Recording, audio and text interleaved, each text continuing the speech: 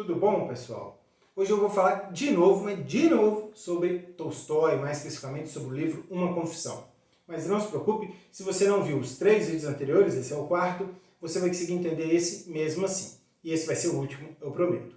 O tema de hoje é: qual a tese positiva de Tolstói nesse livro, acerca do sentido da vida? Se você quer saber mais sobre isso, vem comigo e assiste esse vídeo. Meu nome é Sergi Salles, sou doutor em filosofia pelo UFRJ e vim aqui para conversar com vocês sobre filosofia.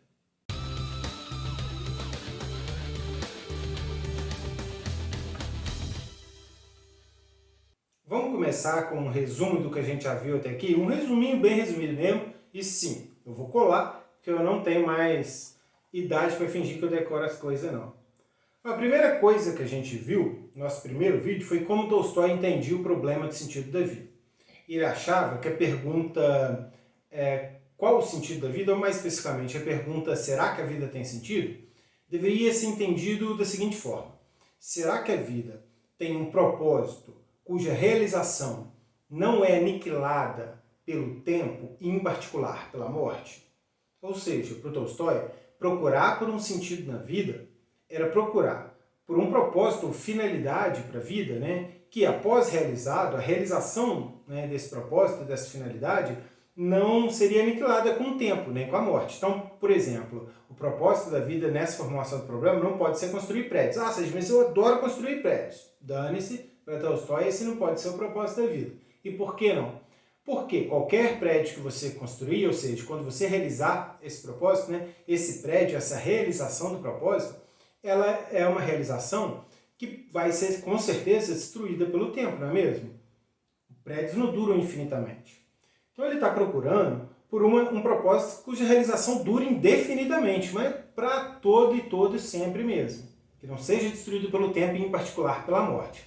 A gente viu que ele considera esse problema muito importante, porque se a vida não tiver um propósito com uma realização que dure para sempre, então nada mesmo faz sentido. Nenhuma de nossas atividades faz sentido. Não faz sentido acordar de manhã, escovar os dentes, ir para a escola, para a faculdade, para o trabalho, cuidar da família, etc. Nadinha mesmo.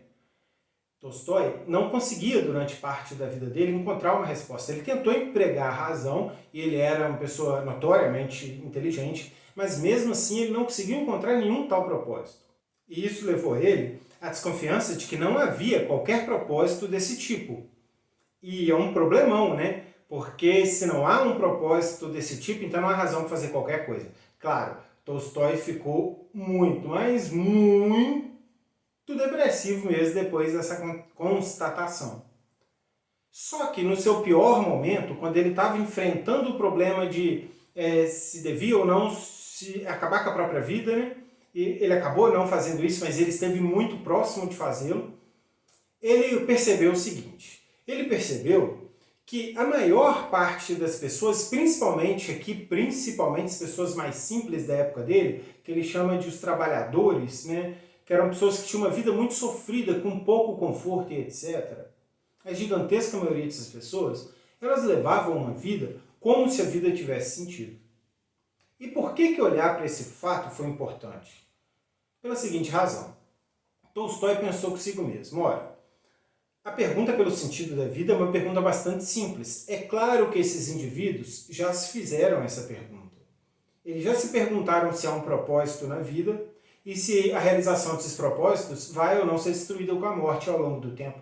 Todo mundo já se fez essas perguntas. Você provavelmente já fez essas duas perguntinhas aí em algum momento, não já? Pois é. Mas eles já se fizeram essa pergunta e ainda assim levavam a vida como se a vida tivesse sentido. Será, perguntou Tolstói, que eles não estão vendo alguma coisa que eu estou falhando em ver? Será que eu, com todo o conteúdo que eu tenho, com toda a experiência que eu tenho, estou falando aqui o eu é o Tolstói, falhei em ver algo que os trabalhadores em geral, o povo mais simples da época dele estava vendo? Ele se perguntou.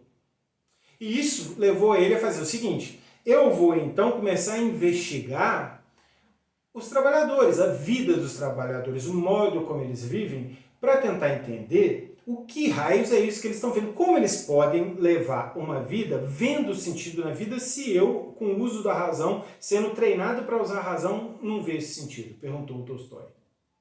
Só tinha um modo de saber, né? Investigando os trabalhadores. E foi isso que ele foi fazer. E ao fazê-lo, Tolstói constatou uma coisa muito curiosa. Ele entendeu por que, através do uso da razão, ele não estava conseguindo encontrar um sentido para a vida. E por que aqueles trabalhadores, porque a parcela mais simples do povo, a parcela que sofria mais, que vivia em condições mais difíceis, conseguia viver como se a vida tivesse um sentido. O ponto era que eles não estavam encontrando um sentido através da razão. Não é que aquelas pessoas estavam empregando a razão e encontrando sentido, e Tolstói não conseguia fazer a mesma coisa e encontrar o sentido. O que ocorria é que eles encontravam um sentido através da fé. E como é que a fé pode dar um sentido? Na verdade, a resposta aqui é bastante natural. Você lembra como Tolstói entendeu a pergunta de sentido da vida? Ele entendeu assim: será que a vida tem um propósito cuja realização não seja aniquilada pelo tempo e pela morte? Então, a pergunta pelo sentido na vida, a pergunta por um propósito na vida, é a pergunta por um propósito que seja durável, que dure eternamente. Isso envolve, claro, uma relação entre nós, que somos quem tem os propósitos e realiza os propósitos, né, e o infinito, porque as realizações devem durar infinitamente. Só que através da razão, é muito difícil achar um infinito para relacionar com nossas ações. É muito difícil encontrar aquilo que dura eternamente para relacionar com as nossas ações, para dar um sentido à nossa vida. Mas a fé faz isso facilmente. E, na verdade, você já teve contato com várias doutrinas aí, nas quais as pessoas têm fé e que fazem essa relação. Né? Um exemplo disso são várias versões do cristianismo. E de muitas outras religiões também. Mas o Tolstói está particularmente interessado no cristianismo, claro, porque é exatamente a fé do povo russo, do trabalhador russo da época dele, que ele está investigando. Que relaciona a gente com Deus e com almas. Né? Eu tenho uma relação tanto com a minha alma, que tem duração infinita, e tenho uma relação com Deus também, que tem duração infinita. Então, essa fé, né, em doutrinas envolvendo Deus e almas dava para as pessoas essa relação entre o finito e o infinito, entre seres humanos mortais e um universo de coisas infinitas, um mundo de coisas infinitas, um mundo supernatural. Eu já fiz um vídeo sobre supernaturalismo, dá uma olhada aí. Que era o que ele não conseguia. Para ele, não é possível justificar nada dessas coisas através da razão. Você não vai conseguir, através de reflexão filosófica, ele pensava, ou científico, enfim, qualquer uso da razão, justificar a existência de Deus, de almas, do infinito e etc. Mas você pode acreditar nisso através da fé. Nada te impede você ter fé numa doutrina que envolve esses elementos, não é mesmo? Tanto é que provavelmente boa parte das pessoas que estão assistindo aqui tem fé nisso. Algumas até acreditam que possuem razão, discordam do Tolstói da tese dele de que isso não pode ser estabelecido pela razão. Ok também. Mas boa parte das pessoas que estão assistindo provavelmente tem fé nisso, né, e assumem abertamente que tem. Então é fácil você acreditar nisso pela fé, enquanto é muito difícil encontrar razões para justificar. Se quiser, antes da gente falar um pouco mais sobre isso, vamos ver alguns trechinhos do Tolstói. Em todos os vídeos que eu estou fazendo sobre uma confissão, eu estou sempre citando trechos, né, que confirmem as interpretações que eu estou dando aqui para vocês verem de onde eu tirei. Entendi também que, por mais irracionais e monstruosas que sejam as respostas fornecidas pela fé, elas têm a vantagem de introduzirem em cada vez a relação entre o finito e o infinito, sem a qual não pode haver resposta. Seja como for que eu formule a pergunta, como devo viver? A resposta é, segundo a lei de Deus. O que minha vida vai deixar de real? Tormentos eternos ou a bênção eterna? Qual o sentido que a morte não destrói? A união com Deus infinito, o paraíso. E o segundo trecho é esse. O povo trabalhador simples à minha volta era o povo russo, e me voltei para ele e para o sentido que ele dá à vida. Tal sentido, se posso exprimi-lo assim, era o seguinte: todo homem veio a este mundo pela vontade de Deus. Deus criou o homem de tal modo que todo homem pode perder sua alma ou salvá-la. A missão do homem na vida é salvar sua alma. Para salvar sua alma, é preciso viver de acordo com Deus. Mas para viver de acordo com Deus, é preciso renunciar a todos os confortos da vida. Trabalhar, resignar-se, suportar e ser misericordioso. Bem, aí estão os elementos que eu mencionei, né? Primeiro, que o povo trabalhador encontra um sentido para a vida através da fé, não pela razão. E essa fé, ela consegue dar um sentido pela vida na medida em que ela consegue relacionar o finito com o infinito, a nossa vida, né, com uma realidade infinita, que envolve Deus, almas e etc. Então aí a ideia de propósito é toda colocada nesse contexto do infinito, né?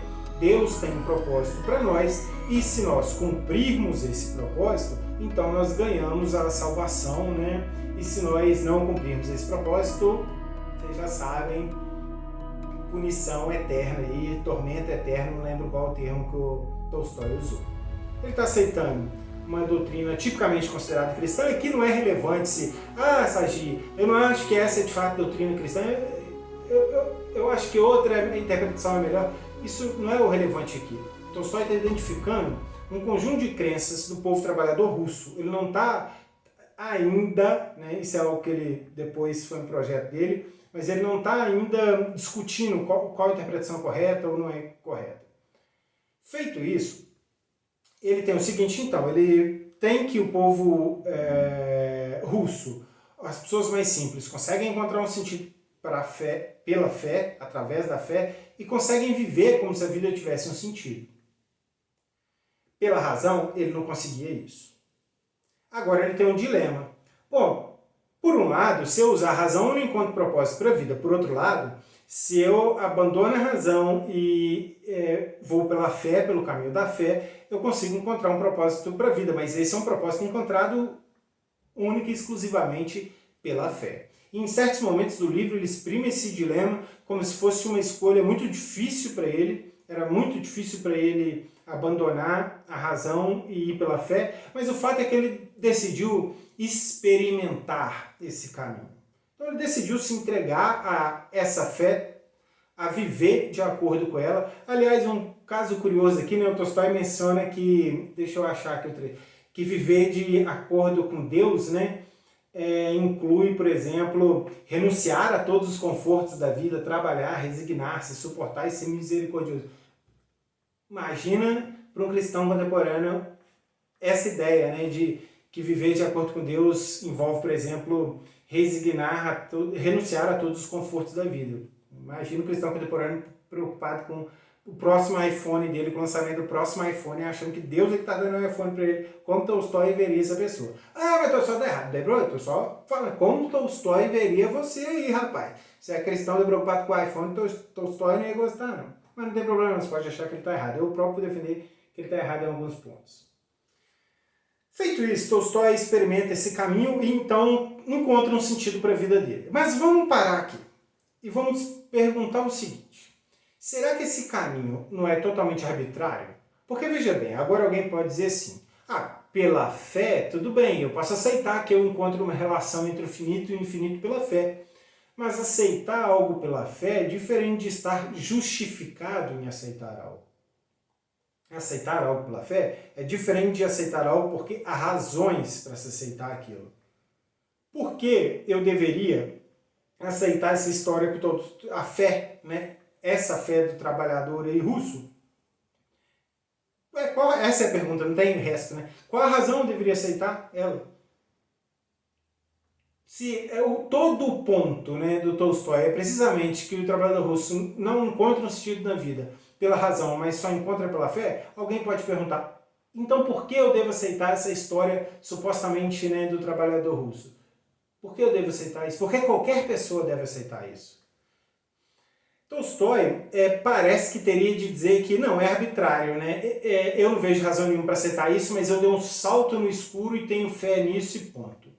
Mas a verdade é que Tolstói tem uma forte tendência a ser racional, obviamente, e lá pro finzinho ele começa a articular uma outra razão a favor disso, na verdade, são razões assim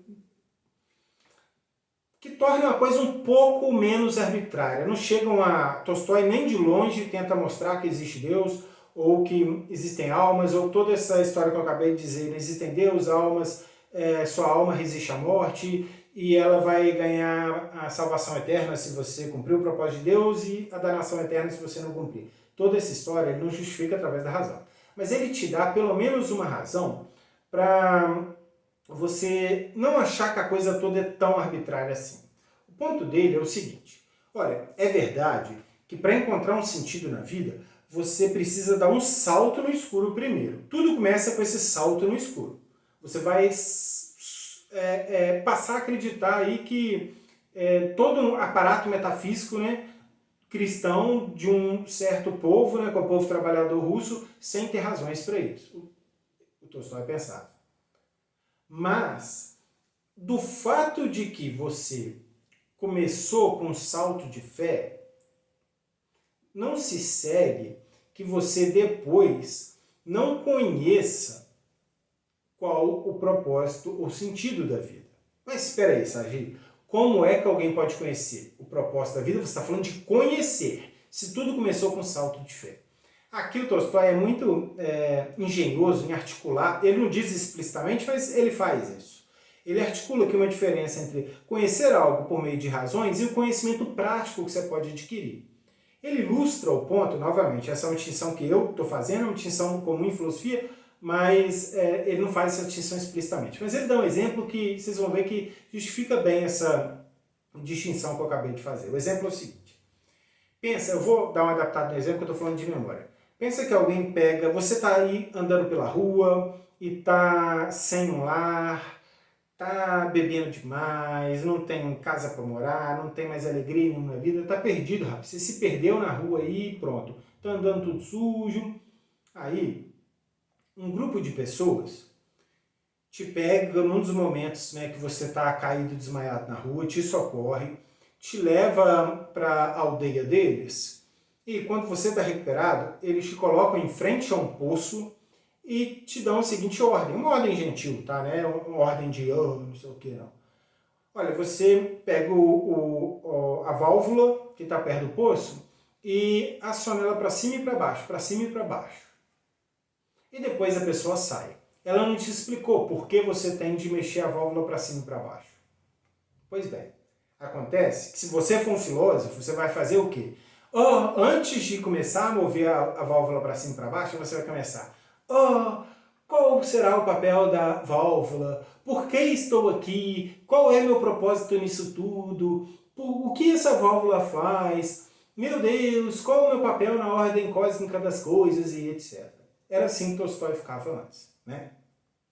Mas isso não é o que uma pessoa simples faria, de acordo com o exemplo do Tolstói. Essa pessoa pegaria a válvula e começaria a puxá-la para cima e para baixo, e ponto. Quando ela fizesse isso, quando ela começasse a acionar a válvula, ela perceberia que a água do poço, então, está indo para os canteiros, né? E que isso está ajudando a alimentar as pessoas daquela aldeia. E ela perceberia que ela tem um propósito, um papel naquela aldeia. Um papel que ela dificilmente poderia descobrir simplesmente refletindo sobre o mundo, sobre as coisas ao redor dela. Que ela pode descobrir muito mais facilmente puxando a válvula para cima e para baixo. Puxa a válvula e você vai descobrir qual é o seu propósito. Aí, com o tempo, ela pode perceber que ela vai ganhando novas funções naquela aldeia. Talvez um dia ela tenha funções muito complexas. Talvez ela vire líder da aldeia, ou assistente do líder, ou alguma coisa assim. Talvez ela seja uma pessoa muito importante naquela aldeia, que ajude muitas outras pessoas, que salve muitas crianças e etc.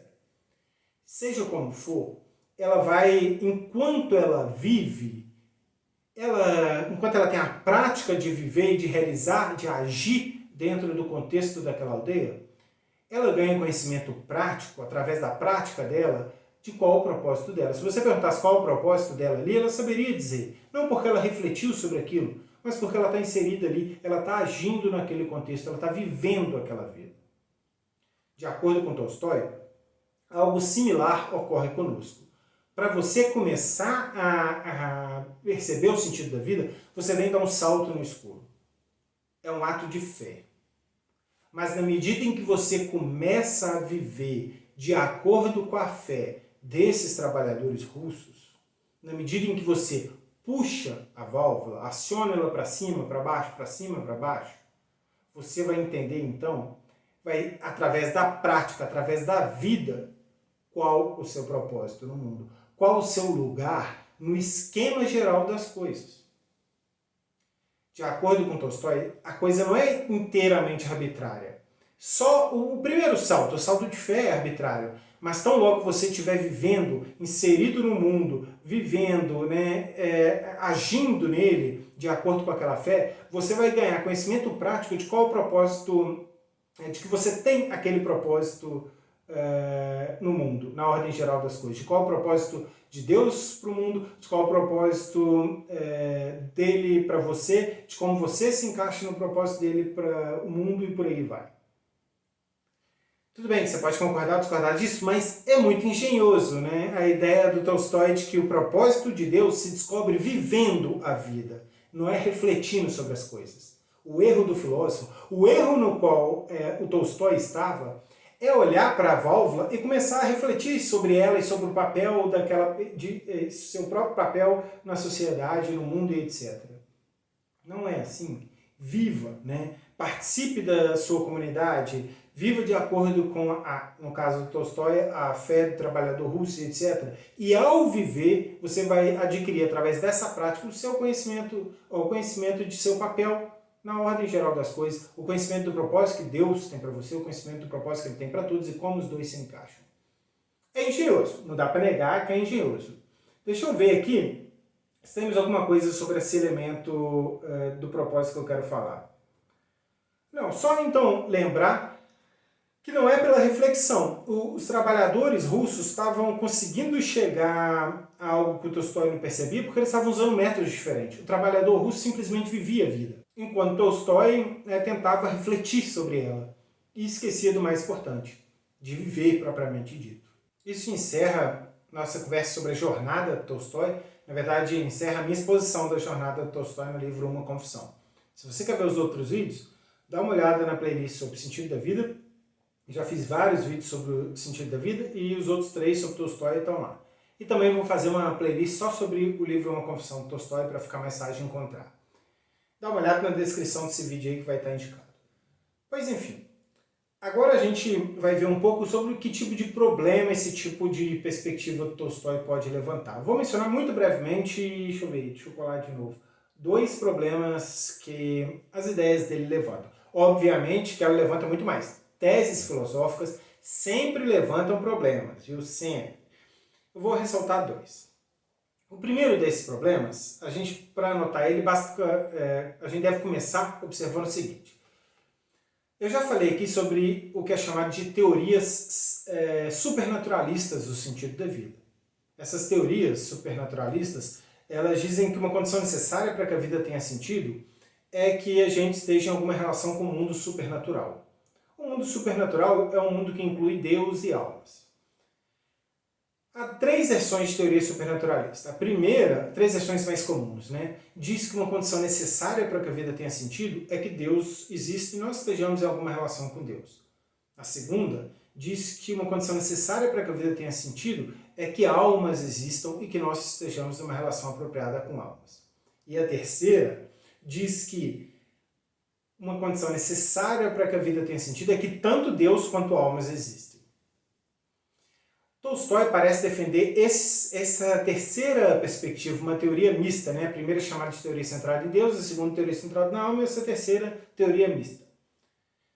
E o que significa que ele defende que uma condição necessária, isso, eu não estou muito certo disso, tá? Me parece que porque na história que ele conta tem tanto almas como Deus, Então me parece que ele defende que uma condição necessária para que a vida tenha sentido é que exista tanto almas quanto Deus. Só que essa tese não fica muito bem estabelecida no livro dele. E por que não? Ora, ele começa dizendo que a vida só tem sentido se houver um propósito cuja realização seja duradoura, não seja aniquilado pelo tempo. Vamos aceitar isso por enquanto. E daí ele conclui, ele parece concluir, né, que, portanto, a vida só tem sentido se Deus e almas existirem. Mas esse elo é que não é bem explicado. Porque, aparentemente, há formas de, por exemplo, a nossa vida ter propósitos cuja realização seja duradoura sem que haja Deus, por exemplo. Imagina que haja apenas almas. Eu aceito uma religião, suponha, em que aceita apenas almas.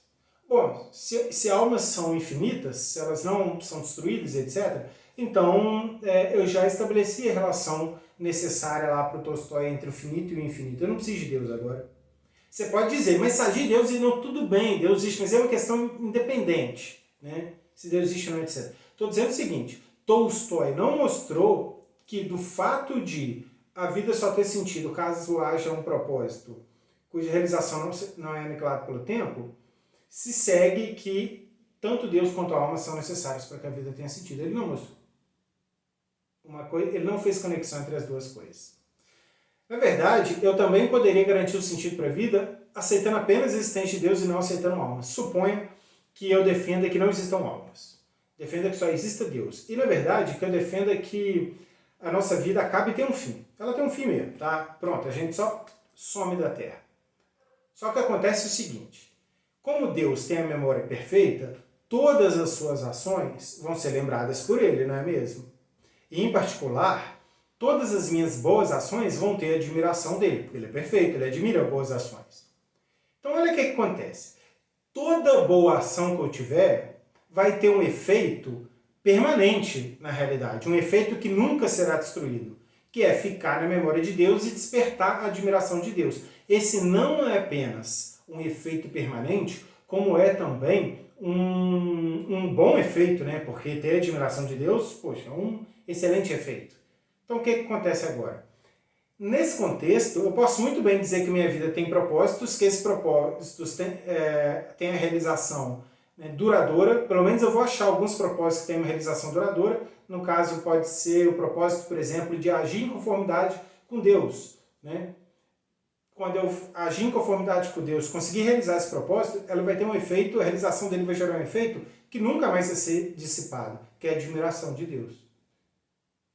Vai satisfazer perfeitamente o requisito inicial colocado por Tolstói, então. A vida vai ter um propósito com realização duradoura, infinitamente duradoura. Mas não precisa existir alma. Basta supor que Deus existe e que ele tem essa memória perfeita para tudo dar certo nesse caso. Então, o que eu quero mostrar aqui é que Tolstói não mostrou realmente que o modo como ele formula o problema implica a necessidade de Deus e almas para que a vida tenha sentido. Isso é algo que ele tem de argumentar a favor ainda. Se você é simpático ao tipo de estratégia que a gente viu ao percorrer Uma Confissão de Tolstói, esse é um ponto bom para você insistir. Tentar tapar o buraco aí que o Tolstói deixou, vale a pena insistir nisso, se você é simpático a esse tipo de estratégia. O fato é que ele não tapou esse buraco. O segundo ponto que eu quero ressaltar aqui é talvez o mais sério de todos, tá? É que o próprio Tolstói, ele parte de uma formulação do problema específica. Foi assim que eu comecei meu primeiro vídeo, né? Dando como Tolstói entende o problema de sentido da vida. E ele nunca coloca a formulação que ele faz do problema em causa. Em algum momento do livro ele até fala que está colocando em causa, mas não está. Ele nunca coloca o modo como ele formula o problema em causa. Só que isso é muito importante por duas razões. Primeiro, não é claro que sentido tem a ver com propósito. Isso, aliás, é algo rejeitado talvez pela maior parte dos filósofos contemporâneos. Eu desconfio seriamente que a maior parte dos filósofos contemporâneos não aceitaria que a vida tem a ver com sentido na vida, tem a ver com o propósito da vida. Muitos aceitam que sentido da vida, tem a ver com valor da vida. Muitos entendem a pergunta, será que a vida tem sentido? Como a pergunta, vale a pena viver? Nossa vida pode ser preenchida por coisas valiosas e etc. Sagi, você está defendendo que essa interpretação correta? Olha, eu até prefiro essa interpretação, mas aqui eu não estou defendendo que ela é correta. Eu estou chamando a atenção de que o conceito de sentido na vida pode ser entendido de modo diferente do que o Tolstói entendeu. Ele já formula o problema de sentido da vida entendendo sentido como propósito, mas isso é muito questionável. Há, de fato, muita gente que tem o mesmo entendimento contemporaneamente. Sim, há. Mas isso nem de longe é consensual e há muita gente, acho que até a maioria, que rejeita essa proposta.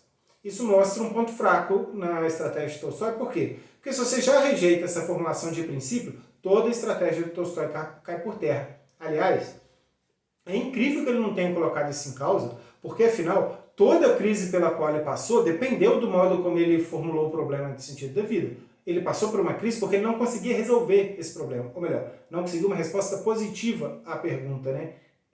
Há um propósito duradouro para a vida? Ele não conseguiu uma resposta positiva, então entrou em crise. Ou seja, a pergunta era muito importante. Ele devia ter parado para pensar sobre se essa pergunta era mesmo uma pergunta fundamental. Será que esse sentido deveria mesmo ser interpretado desse modo? A segunda razão pela qual é importante colocar em causa a formulação do problema de Tolstói é que não é nada claro que o conceito de duração tenha a importância cósmica que Tolstói pensa que tem. Eu falei detalhadamente sobre isso no meu vídeo sobre finitude humana e sentido da vida. Tá? Dá uma olhada nesse vídeo, vou colocar na tela final desse vídeo aqui. Mas dá uma olhada na playlist lá, que tem outros vídeos também, um vídeo que eu discuto o Richard Taylor e o sentido da vida, eu também falo disso. O que acontece? Então aqui eu vou só ser bem breve, viu? Tolstói, o modo como ele formula a pergunta pelo sentido da vida, já pressupõe que para a vida ter sentido, alguma de nossas realizações tem de ter duração infinita. Mas isso é algo que você não pode pressupor na sua formulação da pergunta. Isso é algo a favor do qual você tem, a favor do que você tem que argumentar. Veja bem, não é de todo claro que duração tem essa importância. Quer ver só? Não é de todo claro que duração seja, por exemplo, uma condição suficiente para algo ter valor, por exemplo. Pensa na vida de Sísifo. Sísifo é um personagem da mitologia grega que irritou muito os deuses, dedurou Zeus, fez um caralho danado lá. Aí, o que acontece? Ele foi condenado a carregar uma pedra gigantesca até o topo de uma montanha. Quando ele chegava lá, ela caía de novo. E ele foi condenado a repetir esse ato por toda a eternidade. Carregar a pedra que cai de novo, carregar a pedra que cai de novo, e etc. A vida de Sísifo não tem sentido nenhum. Né? Não tem sentido nenhum. E detalhe, a vida dele não tem valor também. Parece que nada do que ele faz tem valor e etc. Mas a vida dele é eterna. A vida dele nunca vai acabar. Então acrescentar duração eterna a algo não faz esse algo se tornar bom. Pensa em, por exemplo, jiló. Eu até gosto de jiló, mas tem gente que odeia jiló, né? Então jiló é ruim. Se o sabor do jiló, né? Se eu odeio jiló, se eu fizer o sabor do jiló durar para sempre, o jiló vai melhorar? Não. O fato de que algo ganha duração eterna não faz desse algo mais valioso do que ele é. Duração eterna não é condição suficiente para valor. Por outro lado, duração eterna também não é condição necessária para valor. Quer dizer, não parece ser, né? Não é claro que seja. Tolstói parece pensar que algo só tem valor, né? Ou que o valor das coisas é aniquilado quando ela não tem duração eterna. Que algo só tem valor quando tem duração eterna. Se não tem duração eterna, é aniquilado. Ele diz isso, né? A morte aniquila o valor de todas as nossas ações. O fato de que as nossas realizações serão destruídas no futuro aniquila o valor de nossa vida, etc. Por quê? Por quê? Ele não parou para pensar no porquê disso. Isso é importante. Veja bem, pensa na pizza. Quando a gente pensa em sentido da vida, a gente pensa em coisas grandiosas. Não. Pensa numa pizza. Você gosta de pizza? Todo mundo gosta de pizza. Você não gosta de pizza, rapaz? Todo mundo gosta de pizza. Você gosta então. Você lembra da pizza mais gostosa que você comeu. Pensa nela agora. Foi bom para chuchu, não foi? Foi ou não foi? Pois é. Mas ela acabou. Agora você vai dizer que não foi bom por o prazer que você sentiu ao comer a pizza. Deixou de ser bom só porque ele acabou? Isso é muito dubitável. É muito controversa a ideia de que aquele prazer deixou de ser bom só porque ele tem fim. As coisas não deixam de ser boas porque elas têm um fim.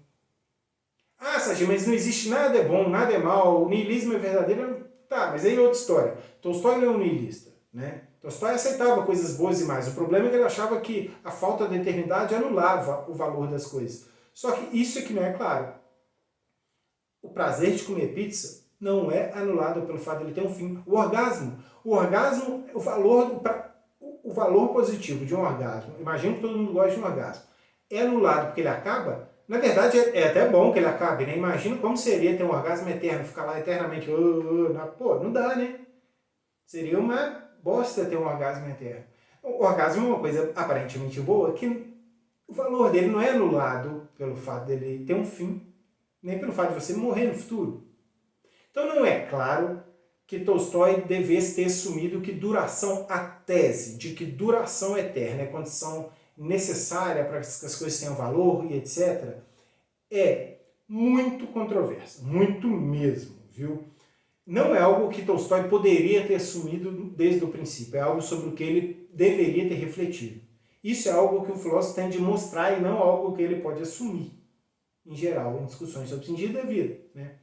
Enfim, eu não quero refutar o Tolstói aqui, esse é um vídeo muito breve, eu só quero chamar a atenção para o fato de que a teoria dele levanta problemas, né? Teorias filosóficas sempre levantam problemas. Aí cabe a vocês refletir sobre o que eu disse aqui, pensar nos argumentos pró e contra, se quiserem se informar mais. Dê uma olhada aí no curso que eu estou dando sobre o sentido da vida, eu indico muitas fontes ao longo do curso, nas descrições dos vídeos e etc, ok? Se quiser mais sobre finitude, tá aí na playlist também. Esse já é, sei lá, o 8º vídeo sobre o sentido da vida. Não faço a menor ideia de qual é o vídeo sobre o sentido da vida. E vai haver outros aí, muitos outros. Se você gosta dessas discussões aí sobre o sentido da vida e muitas outras coisas sobre filosofia, deixa seu like. Porque aí sim, o que dá sentido a esse canal aqui é as pessoas gostarem dele, assistirem e etc. Então deixe seu like, se inscreve no canal. Eu sei que tem gente assistindo, sei que as pessoas estão gostando, etc. E me motiva a fazer mais. Se você não gosta desse dislike, me xinga aí e etc. Tá, beleza? E não se esqueça que vem muito mais filosofia por aí. Abraço a todos vocês.